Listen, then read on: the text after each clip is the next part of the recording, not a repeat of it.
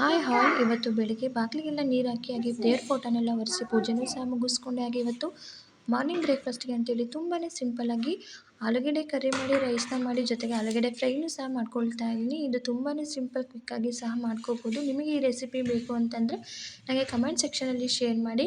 ನನ್ನ ಯೂಟ್ಯೂಬ್ ಚಾನಲಲ್ಲಿ ಈ ವಿಡಿಯೋನ ಪೂರ್ತಿಯಾಗಿ ಶೇರ್ ಮಾಡ್ತೀನಿ. ಹಾಗೆ ಫ್ರೆಂಡ್ಸ್, ಇದಕ್ಕೆ ಈರುಳ್ಳಿ, ಟೊಮೊಟೊ ಎಲ್ಲವನ್ನು ಸೇರಿಸಿ ಉಪ್ಪು, ಅರಿಶಿನ ಹಾಗೆ ಸಾಂಬಾರು ಪುಡಿ, ಖಾರದ ಪುಡಿ ಪ್ರತಿಯೊಂದನ್ನು ಆ್ಯಡ್ ಮಾಡಿ ಇದನ್ನು ಚೆನ್ನಾಗಿ ಫ್ರೈ ಮಾಡಿ ಇದಕ್ಕೆ 1 ಲೋಟದಷ್ಟು ನೀರನ್ನ ಆ್ಯಡ್ ಮಾಡಿ ಎಣ್ಣೆ ಬಿಡೋವರೆಗೂ ಬೇಯಿಸ್ಕೊಂಡ್ವಿಯಪ್ಪ ಅಂತಂದರೆ ಈ ಆಲೂಗಡ್ಡೆ ಕರ್ರಿ ತುಂಬಾ ರುಚಿಯಾಗಿ ಸಾಂಬಾರು, ದೋಸೆ, ಇಡ್ಲಿ, ಪೂರಿ, ಚಪಾತಿ ಎಲ್ಲದಕ್ಕೂ ಸೂಪರಾಗಿರುತ್ತೆ. ಫೈನಲಿ ಕೊತ್ತಂಬರಿ ಸೊಪ್ಪಿಂದ ನಾನು ಗಾರ್ನಿಷ್ ಮಾಡ್ಕೊಂಡಿದ್ದೀನಿ. ಹಾಗೆ ಫ್ರೆಂಡ್ಸ್, ಇಲ್ಲಿ ಆಲೂಗಡ್ಡೆ ಫ್ರೈನೂ ಸಹ ಮಾಡ್ಕೊಂಡಿದ್ದೆ.